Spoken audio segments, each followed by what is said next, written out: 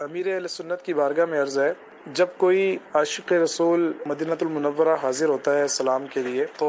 ہم نے یہ سن رکھا ہے علماء سے کہ نبی کریم صلی اللہ تعالی علیہ وسلم اس سے پہلے کہ امتی سلام کرے، نبی پاک صلی اللہ علیہ وسلم کا اب بھی طریقہ کار یہ ہے کہ آپ صلی اللہ علیہ وسلم سلام میں خود پہل کر دیتے ہیں۔ تو امیر السنت یہ ارشاد فرمائے گا کہ اگر اللہ پاک نصیب کرے حاضری مدینہ تو ہم نے سلام تو کریں گے، تو کیا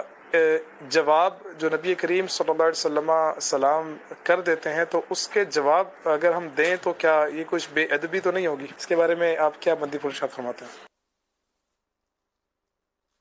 جذب القلوب میں شیخ عبدالحق محدث دہلوی رحمۃ اللہ علیہ نے لکھا ہے کہ ظاہر سلام عرض کرے اس سے پہلے سرکار صلی اللہ علیہ وسلم کے سلام سے مشرف ہو چکا ہوتا ہے۔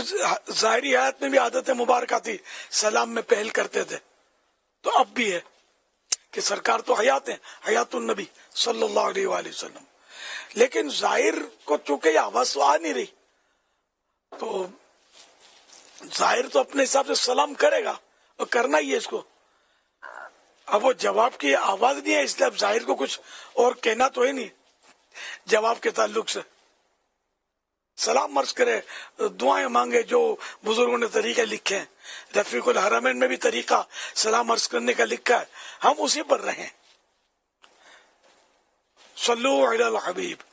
صلی اللہ علی محمد۔